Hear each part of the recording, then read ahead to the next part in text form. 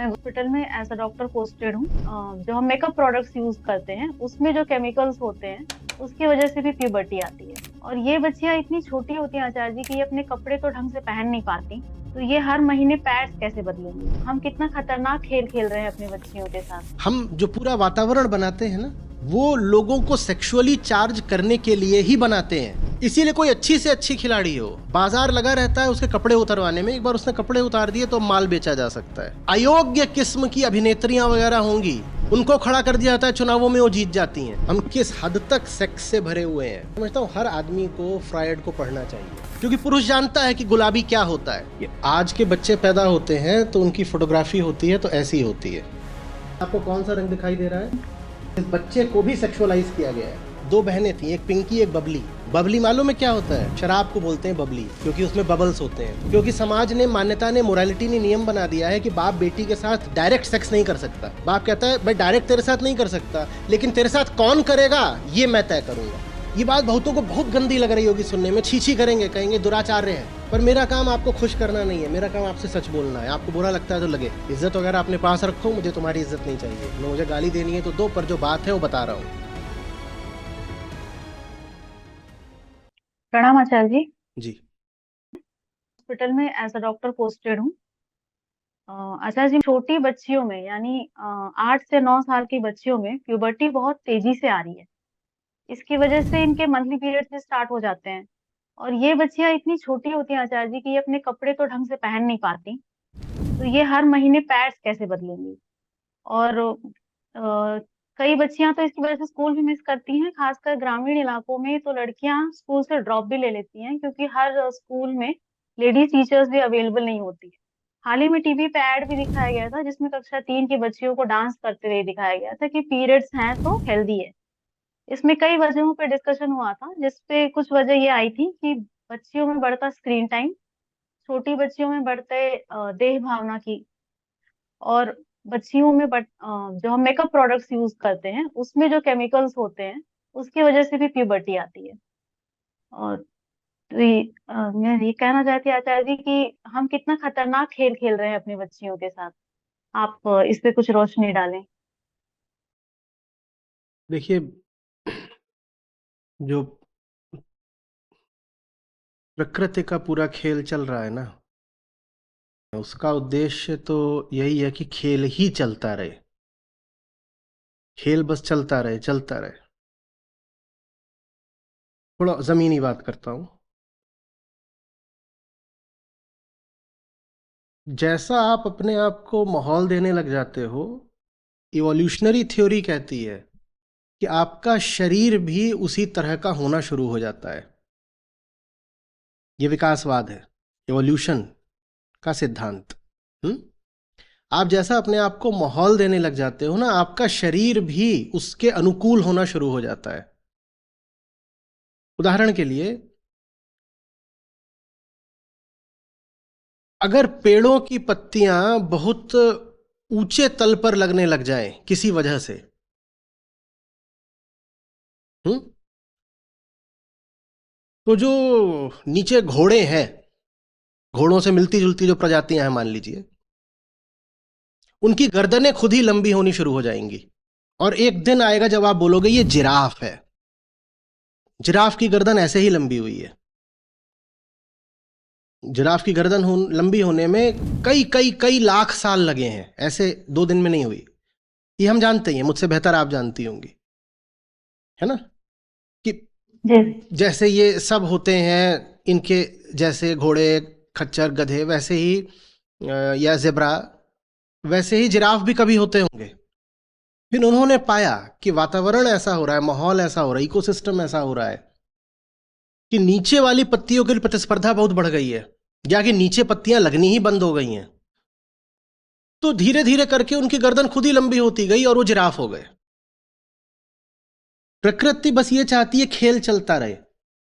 खेल चलता रहे, इसके लिए अगर तुम्हारी गर्दन लंबी होनी है तो गर्दन लंबी हो जाएगी। समझ रहे? ये जितनी आप विविधताएं देखते हैं तमाम तरह के पशु पक्षियों में, वो सब विविधताएं रिस्पॉन्स हैं इकोलॉजिकल कंडीशंस को, इन्वायरमेंटल कंडीशंस को। जैसा वातावरण होता है उसके अनुसार शरीर रिस्पॉन्स करना शुरू कर देता है। अब कहीं कहीं पर पेड़ बहुत लंबे होते हैं, उसकी कोई वजह होती है कि पेड़ इतना लंबा क्यों होता है। अगर कैनोपी जो है वो बहुत घनी हो जाएगी और निचले तल पे पेड़ को सनलाइट मिलनी बंद हो जाएगी, तो सनलाइट पाने के लिए पेड़ बहुत तेजी से ऊपर को उठेगा और पेड़ लंबा हो जाएगा। यूं ही नहीं लंबा हो गया, कोई वजह है लंबा। प्रकृति ये करती रहेगी। और ये सब करने में जीव का क्या हो रहा है, प्रकृति इसकी धेला भर परवाह नहीं करती। प्रकृति बस ये कहती है कि जीव आगे बढ़ता रहे, जीव की प्रजाति चलती रहे, उसे बस इस बात से मतलब है। जीव को उससे लिबरेशन मिलेगा कि नहीं, जीव को उससे ज्ञान बोध मिलेगा कि नहीं, या जीव जैसा जैसा जी रहा है उसमें डिग्निटी बचेगी कि नहीं, उससे कोई मतलब नहीं है,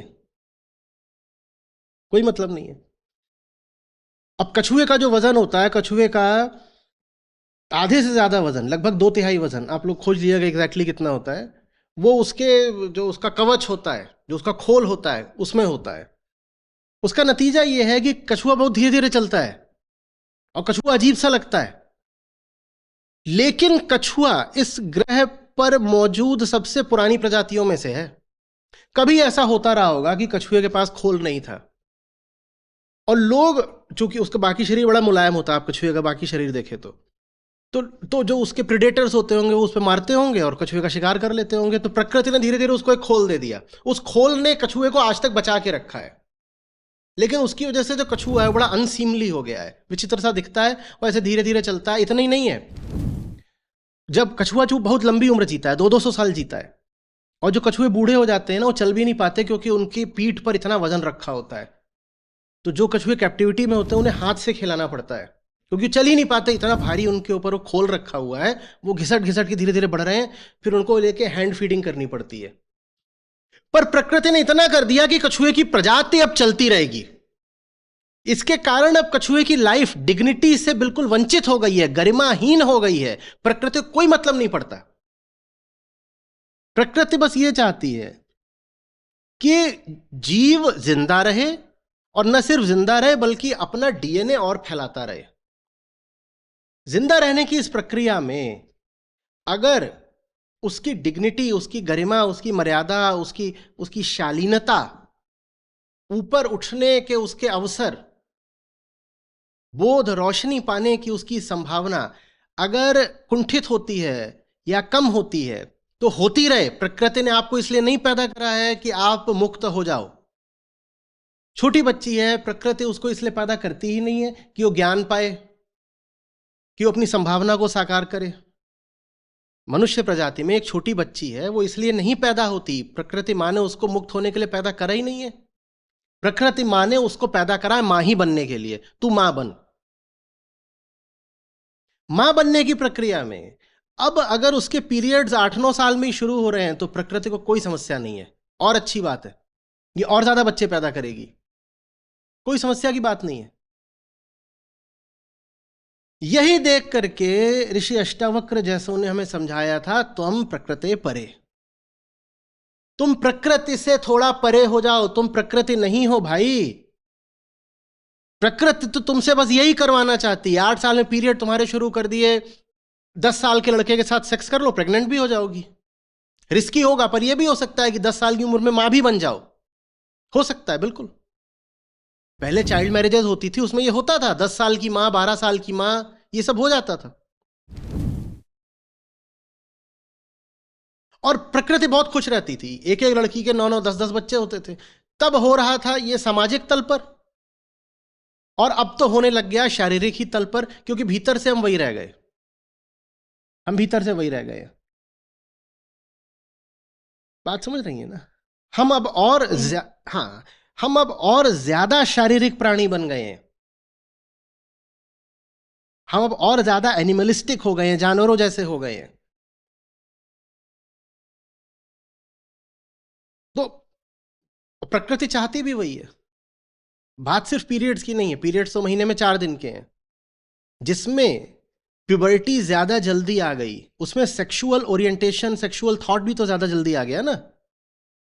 वो लड़का, वो लड़की क्या पढ़ाई करेंगे? जो काम 5 साल बाद होना चाहिए था। और हम अच्छे से जानते हैं कि 9वीं 10वीं में आमतौर पर जब जब हुआ करता था, आज से 20-40 साल पहले, आमतौर पर जब प्यूबर्टी आती थी तो ये बिल्कुल होता था कि लड़के लड़कियों का पढ़ाई से ध्यान थोड़ा उचटता था।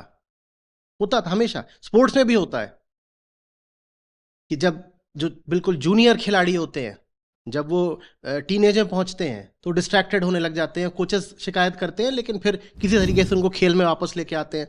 एकेडमिक्स में भी यही होता है। जो डिस्ट्रैक्शन होता था आपका 12 साल 14 साल या 16 साल की उम्र में, वो डिस्ट्रैक्शन अब होगा 8 साल की उम्र में। शुरुआत में ही जैसे किसी ने भांजी मार दी हो, तो जो आपके लिए फिर ज्ञान की, बोध की, ऊंचा उठने की संभावना है वो और कम हो जाएगी। दिमाग पर यही यही नाचेगा। सेक्स, रिलेशनशिप, पीरियड्स, यही चलेगा। और हम ये सब जानते हैं बहुत अच्छे से कि 6ठी क्लास में बॉयफ्रेंड्स होते हैं, 8वीं में ब्रेकअप होते हैं,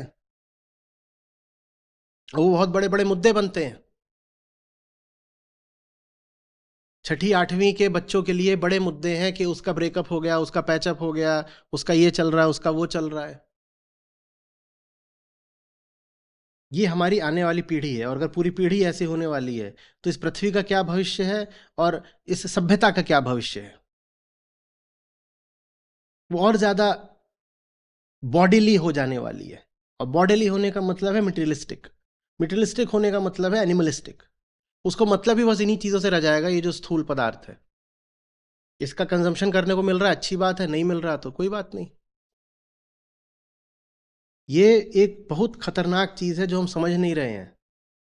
आप इन्वायरमेंट जैसा बना देते हो ना, जीव भी वैसे ही हो जाता है। पेड़ में पत्ती अगर ऊंची लग गई तो जिराफ की गर्दन भी ऊंची हो जाती है। वातावरण इंसान को ही बदल देता है। वातावरण, और सिर्फ मानसिक रूप से नहीं, शारीरिक रूप से। हमने ये तो सुना हुआ है कि जैसा अन्न वैसा मन, और जैसा पानी वैसी वाणी, ये तो हम सुनते हैं। पर हम अधिक से अधिक इतना ही बोलते हैं कि जैसा अन्न वैसा मन, वैसा तन भी है। तन भी बदल जाता है, ये डीएनए तक बदल जाता है। एक एक पीढ़ी में नहीं बदलेगा उतना, पर कई कई पीढ़ियों में ये जो आपकी जेनेटिक सामग्री है ये तक बदल जाएगी अगर आपका इन्वायरमेंट, आपका वातावरण बदल गया है। अब क्या करोगे? तो इसलिए माहौल कैसा है इस पर बहुत बहुत विशेष ध्यान देने की जरूरत होती है। हम जो पूरा वातावरण बनाते हैं ना, वो लोगों को सेक्सुअली चार्ज करने के लिए ही बनाते हैं। और सेक्सुअली चार्ज करने के लिए इसलिए नहीं क्योंकि हमें सेक्स करना है। बाजार में आप जाते हैं, वो जो पूरा माहौल उन्होंने बनाकर रखा होता है वो हमें नहीं पता होता, पर वो सब लिमिनली सेक्सुअली चार्ज्ड होता है। इसलिए नहीं कि बाजार आपके साथ करेगा, इसलिए क्योंकि जब आपका सेक्सुअल सेंटर सक्रिय हो जाता है तो आपके सोचने की ताकत कम हो जाती है। अब आप उल्टा पुल्टा भी बाजार का माल खरीद लोगे भारी दाम चुका करके। दुनिया का हर बाजार, चाहे वो राजनीति का हो, चाहे वो धर्म का हो, और चाहे वो कॉमर्स का हो, सब आपका सेक्सुअल सेंटर एक्टिवेट करना चाहते हैं। हर कोई, हर कोई। धर्म के क्षेत्र में भी क्यों बातें होती हैं अप्सराओं की और हूरों की, बताओ तो। धर्म के क्षेत्र में भी जो प्रतीक होते हैं वो इतने आकर्षक क्यों होते हैं दैहिक रूप से भी, बताओ तो। सब आपको कोई माल बेचना चाहते हैं, और माल बेचने में बड़ी सहूलियत हो जाती है जब आपका सेक्सुअल सेंटर एक्टिवेट कर दिया जाए। तो उन्होंने तो अपना माल बेच लिया, पर हम जानते हैं कि जैसा माहौल होगा वैसा मन ही नहीं तन भी हो जाएगा। उन्होंने तो माल बेच दिया, पर आप भीतर से बदल गए। उस बंदे ने तो इतना ही करा था कि अपना 2 कौड़ी का माल बेचने के लिए आपको सेक्सुअली एक्टिवेट करा था, लेकिन उसके परिणाम बहुत बहुत दूर तक गए। आप इंसान ही दूसरे हो गए, आप इंसान ही दूसरे हो गए। एक और मैं हमेशा बोला करता हूं कि महिलाओं को खेलों में आगे आगे और आगे आना चाहिए लगातार। दूसरी ओर मैं ये भी सोचा करता हूं कि टेनिस जैसे खेल में अगर पुरुष शॉर्ट्स पहनकर खेल सकते हैं तो महिलाएं भी शॉर्ट्स पहनकर क्यों नहीं खेल सकती? मुझे समझ में नहीं आया। मैं बिल्कुल चाहता हूं सब महिलाएं टेनिस खेलें, और ये आपको भी पता है कि मैं खेलने के लिए प्रोत्साहित करता हूं, पर मुझे नहीं समझ में आया कि महिलाएं शॉर्ट्स पहनकर क्यों नहीं खेल सकती। मैं इसलिए कह रहा हूं क्योंकि आप अगर किसी आकर्षक महिला खिलाड़ी के नाम से सर्च करेंगी ना, आप नाम लिखिए और उस पर लिखिए, नाम लिख के लिखिए पिक्स, या पिक्स नहीं, बस नाम लिख दीजिए और गूगल सर्च में इमेजेस वाला बटन दबा दीजिए, इमेजेस। तो उसमें आपको सारी उसकी जो उत्तेजक तस्वीरें होंगी वो मिल जाएंगी। आपको ये नहीं मिलेगा कि देखो ये सर्विस करती है तो इसका कांटेक्ट पॉइंट कैसा है, ये सब नहीं मिलेगा। आपको मिलेगा कि कोई ऐसा पॉइंट जिसमें वो झुक गई है तो उसका कुछ अंग प्रत्यंग दिख रहा है, या इस तरह की तस्वीरें। और ये सब चीजें बाजार को बहुत सुहाती हैं। अब उस खिलाड़ी को मॉडल बना करके बहुत सारा माल बेचा जा सकता है।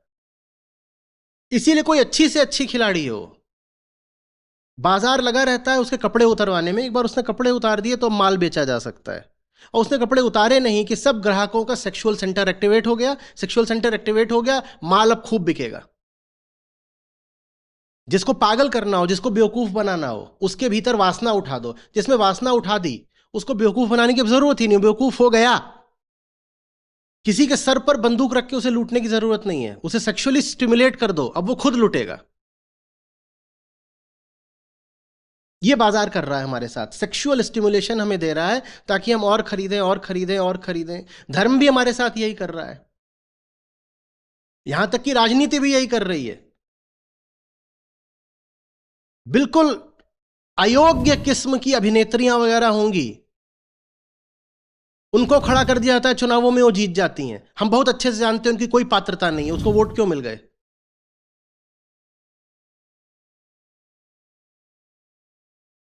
जहां अभिनेत्री खड़ी नहीं की गई है वहां भी कम से कम चुनाव प्रचार में लगाई गई है। अभिनेता भी हो सकता है क्योंकि महिलाएं भी वोट डालती हैं, तो उन्होंने देखा बिल्कुल हष्ट पुष्ट मस्त शरीर वाला अभिनेता, हो जाके वोट डालाएंगी। दिमाग काम करना बंद कर देता है जब सेक्स बेचा जाता है।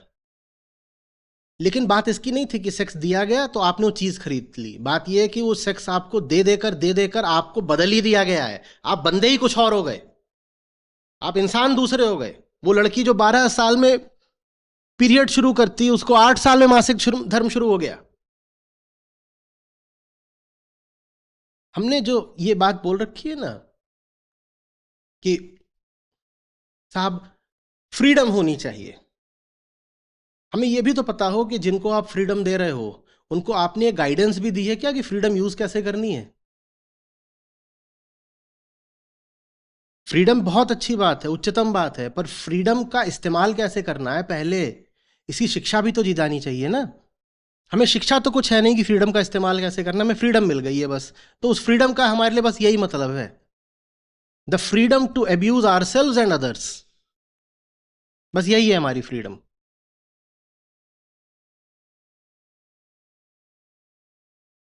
लोग कहते हैं टीनेज प्रेगनेंसी समस्या है। टीनेज प्रेगनेंसी समस्या का छोटा सा लक्षण हो सकता है शायद। असली बात यह है कि वो प्रेग्नेंट हो रही है कि नहीं हो रही है, अब उसके दिमाग में तो यही चलेगा ना। उसको अभी ठीक से किसी भाषा का एक वाक्य लिखना नहीं आता।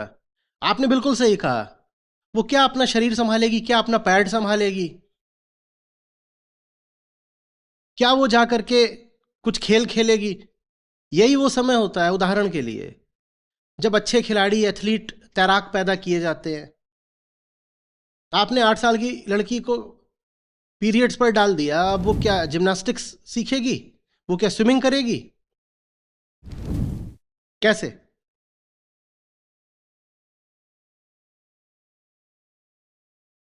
और जब उसका सेक्सुअल सेंटर इतनी जल्दी एक्टिवेट हो गया है तो फिर वो कितने दिन तक अपने आप को रोक लेगी सेक्सुअल संबंध भी बनाने से? उसके लिए तो फिर जीवन का उद्देश्य ही हो जाएगा कि अब जल्दी से जल्दी बॉयफ्रेंड बन जाए। बॉयफ्रेंड माने सेक्सुअल एक्टिविटी और कुछ नहीं। बॉयफ्रेंड बन जाए और उसके बाद जल्दी से जल्दी शादी हो जाए। अब कहाँ इसमें यह है कि कला, साहित्य, विज्ञान, ये सब बहुत पीछे की चीज हो गए। आप अगर गौर से देखोगे ना अपने आसपास की दुनिया को, यहां सब कुछ सेक्सुअल है।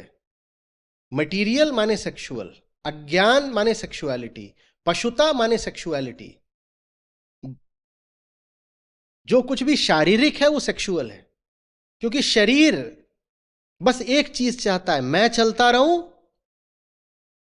और मेरे बाद मेरी पीढ़ी चलती रहे, इसके अलावा कुछ भी नहीं है। आपने देखा है, आप जैसे ही बच्चे पैदा कर लेते हो उसके बाद आपकी मरने की उम्र आ जाती है।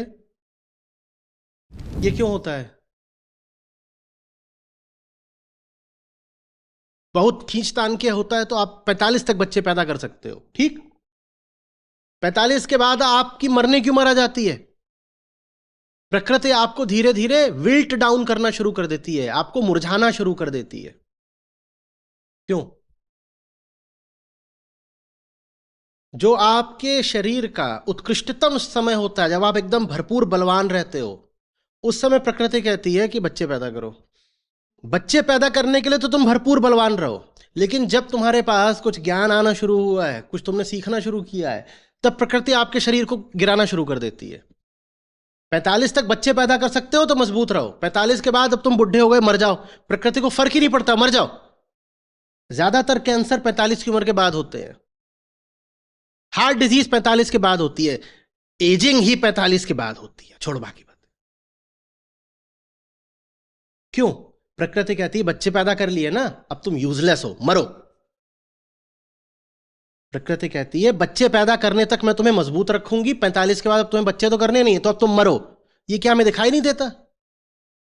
आपको मारा ही इसीलिए जाता है क्योंकि आप बच्चे नहीं पैदा कर सकते। यह है प्रकृति का खेल, जो बच्चे नहीं पैदा कर सकता उसको मार दो।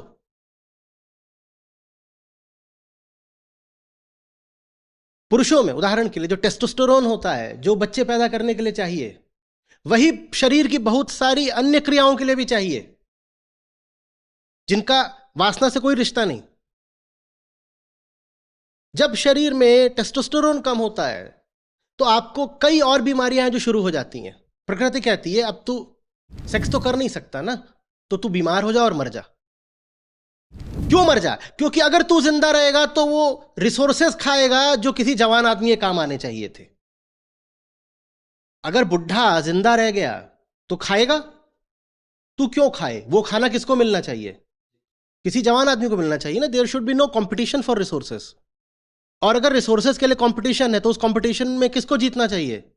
उसको जो प्रेग्नेंट हो सकता है या प्रेग्नेंट कर सकता है, उसको जीतना चाहिए। बुढ़े तू मर, तुझे खाने को भी नहीं मिलना चाहिए। यह प्रकृति का नियम है।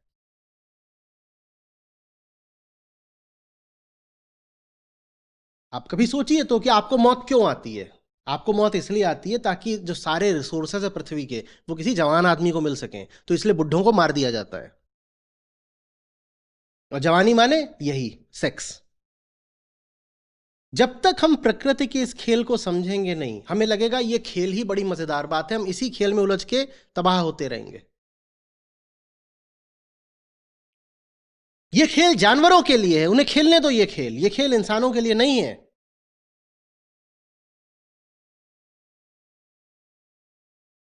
इंसान इसलिए नहीं पैदा हुआ है कि यही भोगने भोगने के खेल में लगा रहे, बच्चे पैदा कर लूं, बच्चे बच्चे बच्चे बच्चे। ये इस खेल के लिए नहीं पैदा हुए हो तुम। जानवरों को करने दो ये काम। मुझे बच्चे पैदा करने से सिद्धांततः कोई तकलीफ नहीं है। मुझे तकलीफ है जब बच्चे पैदा करने को जीवन का केंद्र बना लिया जाता है।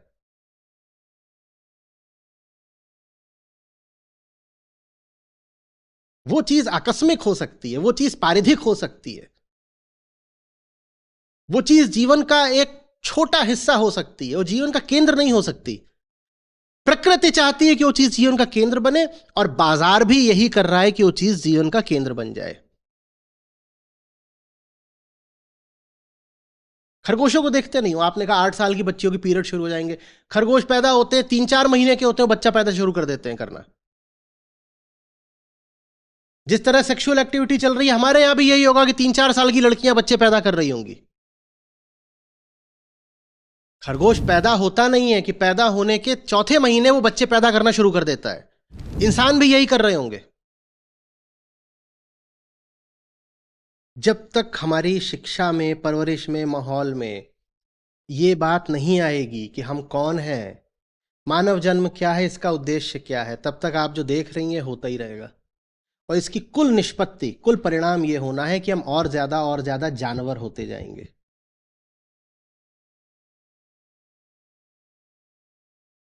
आशा जी, जब पेरेंट्स से बात करो तो वो ये बात मानने को तैयार भी नहीं होते हैं कि उनकी वजह से ये दिक्कतें हो रही हैं, या उन्हें लगता है कि हम मेकअप प्रोडक्ट यूज कर रहे हैं तो उसकी वजह से इन्हें कैसे प्यूबर्टी आएगी।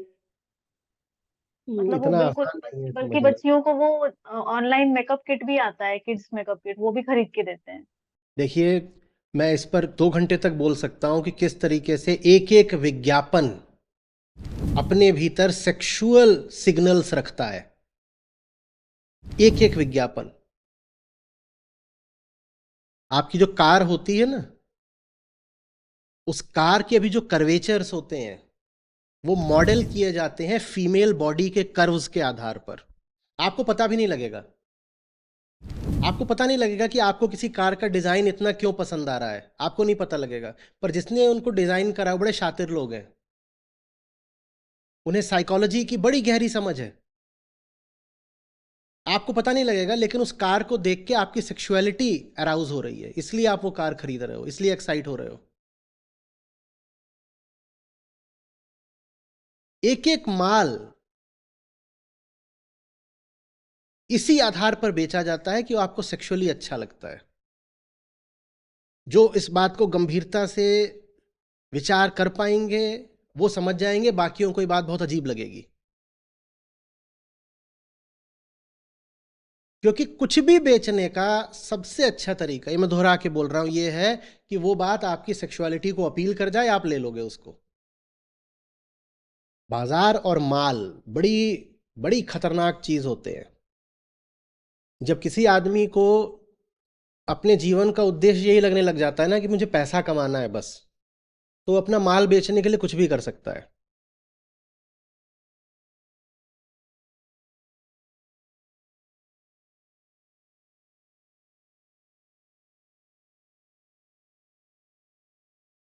हम किस हद तक सेक्स से भरे हुए हैं। मैं समझता हूं हर आदमी को फ्रायड को पढ़ना चाहिए।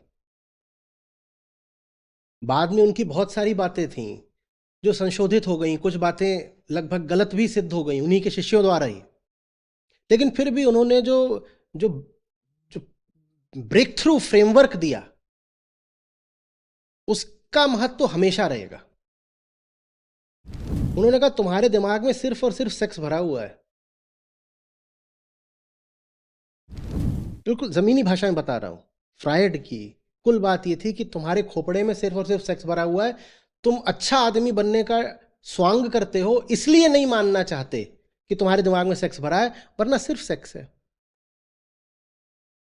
उन्होंने कहा कि तुम जितने सपने लेते हो ना, ये सब के सब अपने भीतर सेक्सुअल सिग्नल्स रखते हैं, और कुछ नहीं। बाद में उनकी इस बात को यंग वगैरह ने थोड़ा कर, अब इन्होंने कहा उदाहरण के लिए कि नहीं नहीं नहीं, सिर्फ सेक्स नहीं होता, कुछ कल्चरल चीजें भी होती हैं जिनके और अर्थ भी होते हैं। लेकिन फ्रायड की बात हमेशा अपने आप में बहुत अनूठी रहेगी। इसके पहले इंसान ने कभी माना ही नहीं था कि भीतर एक जानवर बैठा हुआ है जो प्रकृति द्वारा संचालित होकर सिर्फ और सिर्फ सेक्स चाहता है।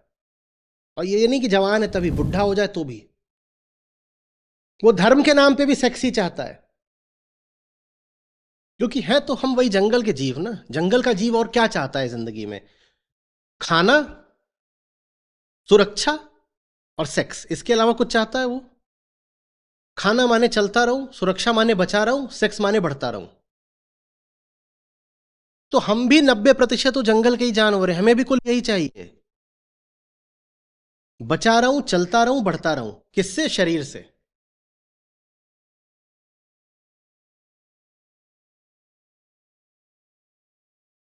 वही हम कर रहे हैं, और ज्यादा जंगली होते जा रहे हैं। जवाब तो यही है, आत्मज्ञान। जवाब तो यही है, लाइफ एजुकेशन।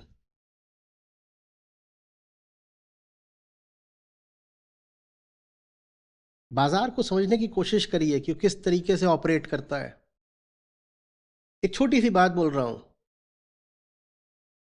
बहुत बेहूदी बात है असल में ये, पर समझिएगा। महिलाओं के साथ गुलाबी रंग जोड़ दिया गया है। ये बाजार ने करा है काम, ये बाजार ने करा है काम, पहले नहीं था। ये पिछले 1.5-2 साल में हुआ है। और ये बड़ी मजेदार बात है कि क्लाइमेट चेंज भी 1850 के बाद की बात है। जो हम कहते हैं pre industrial ppm carbon dioxide का, वो भी हम 1850 से नापते हैं कि तब 280 था। और अभी भी जो हम बात कर रहे हैं उसमें मैंने कहा ये 1850 की बात है कि हमने महिलाओं के साथ वो पिंक रंग जोड़ दिया है। बहुत अशालीन बात है, लेकिन वो पिंक रंग जानती हैं कहां से आ रहा है? वो पिंक रंग आ रहा है महिलाओं के अंगों के रंग से, यौनांगों के रंग से। पिंक। हम्म। वो गाल का रंग नहीं है, वो यौनांग का रंग है। तो महिलाओं को गुलाबी गुलाबी कर करके पुरुषों की सेक्सुअलिटी को चुपचाप सक्रिय कर दिया जाता है, क्योंकि पुरुष जानता है कि गुलाबी क्या होता है। अब भारत की महिला का गाल तो गुलाबी होता नहीं, गेहुआ सांवला रंग भी यहां बहुत होता है, गोरा रंग तो किसी किसी का होता है। तो पिंक क्या है, ये हमने कभी विचार भी नहीं किया। और लड़कियों का नाम भी रख देते हैं पिंकी। और जो यौन साहित्य होता है उसमें पिंकी का मतलब होता है योनि।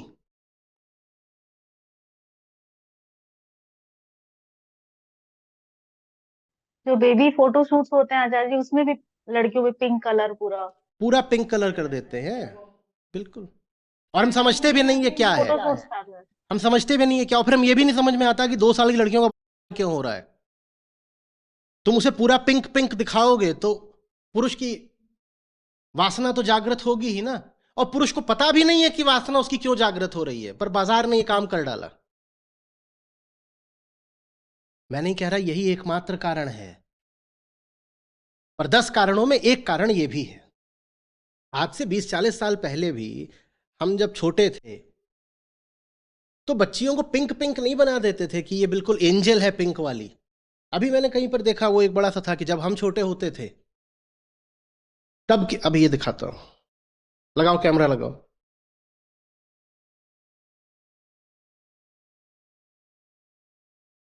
ये आज के बच्चे पैदा होते हैं तो उनकी फोटोग्राफी होती है तो ऐसी होती है। तो वही मैं कह रही थी आपसे। हाँ, अभी इसके आगे जो दिखाऊंगा उसमें आपको आएगा कुछ मजा, कैसे करूं कि सही है।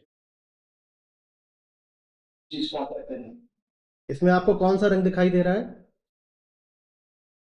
पिंक दिख रहा है? ये बच्चा है, इसको क्या कर दिया गया है? इस बच्चे को भी सेक्सुअलाइज कर दिया गया है, पर ये बात बहुत लोग मानेंगे नहीं क्योंकि सुनने में गंदी बात लगती है। इस बच्चे को भी सेक्सुअलाइज किया गया है। जी सर। और फिर इसी में था कि जब हम छोटे थे तब हमारी फोटोग्राफी कैसी होती थी? ऐसी।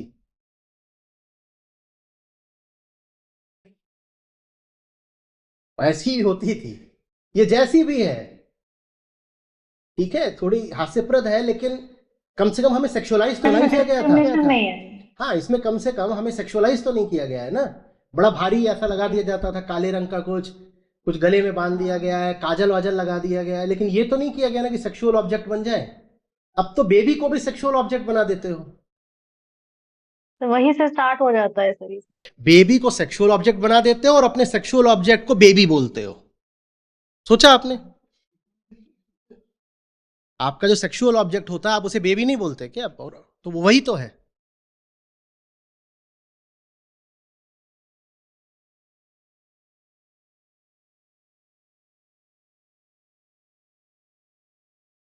आपको एक मजेदार बात बताता हूं। कुल 2 बार हुआ है जब इधर इस दीवार के सामने रिकॉर्डिंग हुई है। हम्म अभी हम बाहर है, बोतल में नहीं है। तो यहां पर ये दीवार, बहुत लोगों के कम्युनिटी पर आए कि आचार्य जी बहुत बढ़िया लग रहे थे आज आप। वो इस दीवार का असर है। ये रंग देख रहे हो ना, क्या है? मैं तो वही हूं, पुराना हिप्पो। ये दीवार नई है।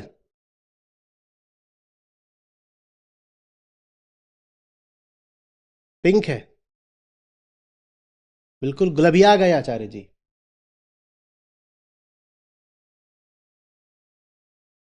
एक नाम लड़की, 2 बहनें थी, एक पिंकी एक बबली। बबली मालूम है क्या होता है? शराब को बोलते हैं बबली, क्योंकि उसमें बबल्स होते हैं।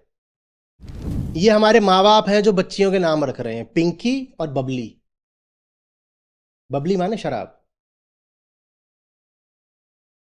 बहुत उनको ताज्जुब होता है सबको, इतने क्यों बढ़ रहे हैं, क्या क्यों बढ़ रहे हैं? कि तुम्हारा पूरा कल्चर ही सेक्सुअल है, इसलिए बढ़ रहे हैं।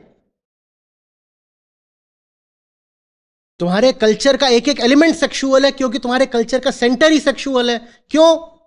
क्योंकि लाइफ एजुकेशन नहीं है, क्योंकि विजडम लिटरेचर से तुम्हारा कोई लेना देना नहीं है, क्योंकि ज्ञान को तुमने मजाक की बात बना लिया है, आत्मज्ञान, सेल्फ नॉलेज को।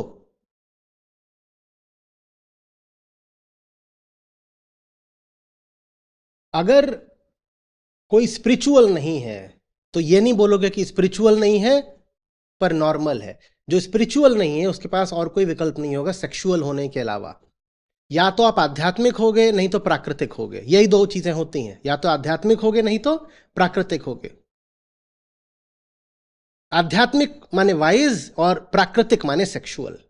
अगर आप वाइज नहीं हो तो सेक्सुअल होगे, बीच में कोई और रास्ता नहीं है, बस यही 2 विकल्प हैं। कोई भी व्यक्ति या तो आध्यात्मिक होगा नहीं तो प्राकृतिक होगा। आध्यात्मिक है तो वाइज है, प्राकृतिक है तो सेक्सुअल है। वो सेक्सुअलिटी 90 की उम्र तक चलती है, आखिरी सांस तक चलती है। दादी हाय हाय कर रही है, अरे पोते का मुंह दिखा दे तभी मरूंगी। तुम्हें दिख नहीं रहा ये क्या है? ये भी सेक्सुअलिटी ही है। दादी के भीतर से प्रकृति चिल्ला रही है सेक्स सेक्स सेक्स। दादी खुद नहीं कर सकती तो लगी हुई है कि कोई और कर दे।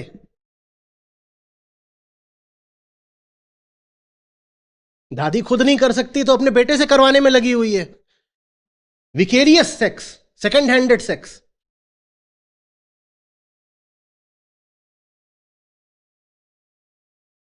बाप को कितनी ज्यादा परवाह रहती है कि बेटी कहां जाकर के सेक्स कर रही है। ये और क्या है? बेटी की सेक्सुअलिटी को कंट्रोल करने की कोशिश, और क्या है?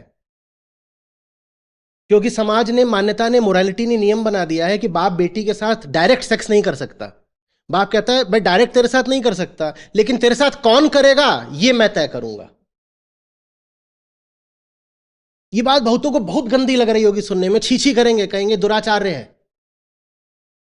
पर मेरा काम आपको खुश करना नहीं है, मेरा काम आपसे सच बोलना है। आपको बुरा लगता है तो लगे।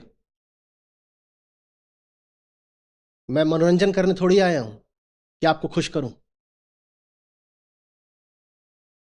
और ना मुझे आपसे कुछ चाहिए कि मैं आपको खुश करूं। इज्जत वगैरह अपने पास रखो, मुझे तुम्हारी इज्जत नहीं चाहिए। तुम्हें मुझे गाली देनी है तो दो, पर जो बात है वो बता रहा हूं।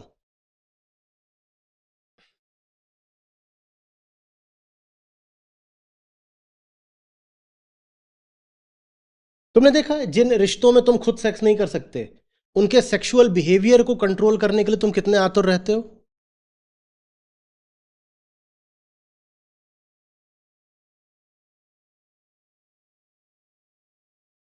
और तो और छोड़ दो, हमने तो अपने भगवानों का भी सेक्सुअल बिहेवियर कंट्रोल कर लिया है, सारी कथाएं और क्या है।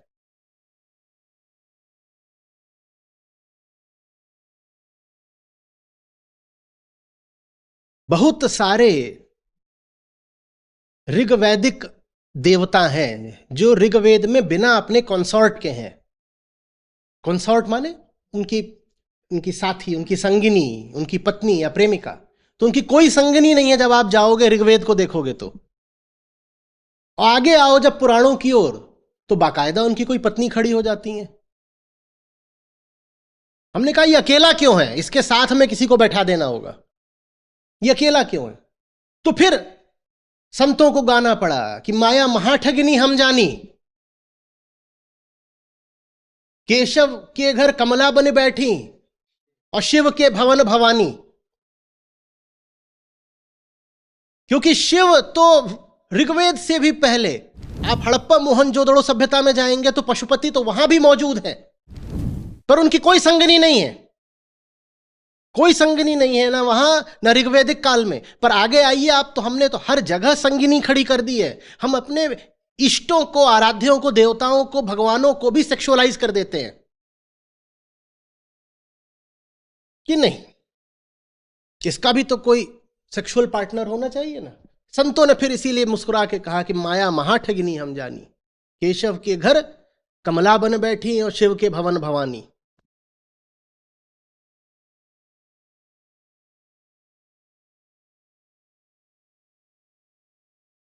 मुझे बड़ी समस्या आती है, मैं दुनिया भर तक गीता को ले जाना चाहता हूं, पर जो लोग गीता से बचना चाहते हैं उनके पास बहुत तर्क होते हैं, जिसमें से एक बड़ा तर्क ये होता है कि ये तो कृष्ण, हम इनकी बात क्यों सुने, कौन सा ज्ञान है कृष्ण की बात में। ऐसा भयानक कुतर्क, कहते हैं ये तो खुद प्ले बॉय थे, ये तो खुद कैसनोवा थे, देखो ना ये कितनी सारी गोपियों से रास रचाते रहते थे,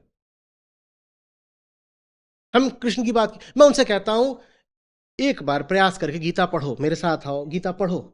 वो नहीं पढ़ना चाहते, क्योंकि कृष्ण का पूरा चरित्र हमने सेक्सुअलाइज करके रख दिया है।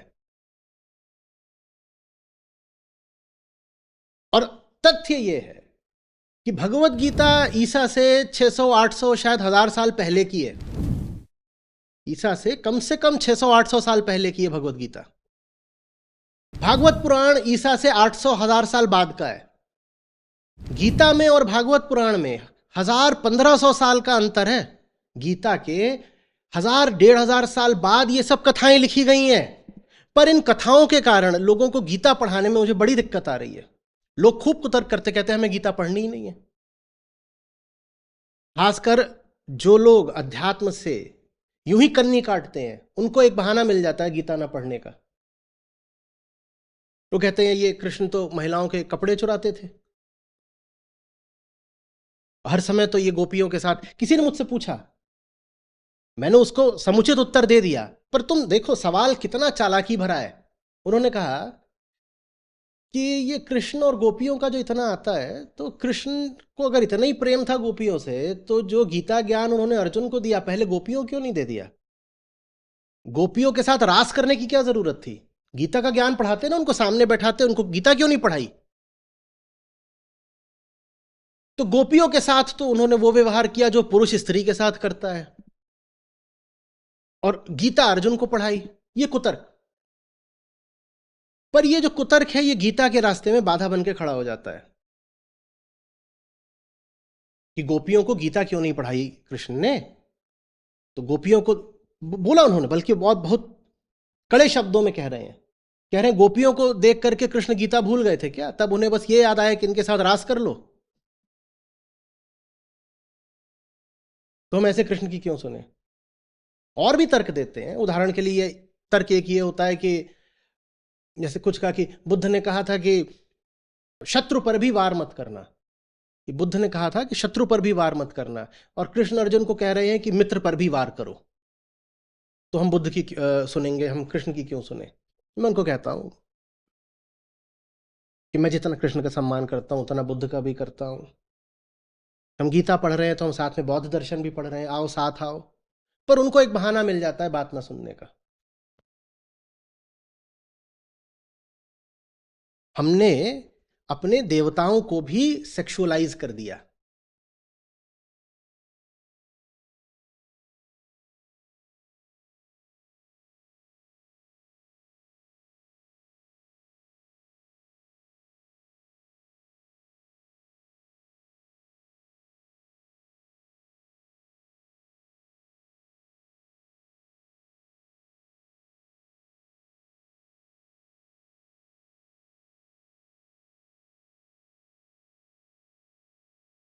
Life education, education of the self, self knowledge कोई और रास्ता नहीं है। ये जब तक हमारी संस्कृति में नहीं आएगा, हमारी शिक्षा व्यवस्था में नहीं आएगा, भारी समस्या बनी रहेगी और बड़े हमें घोर गंभीर परिणाम झेलने पड़ेंगे।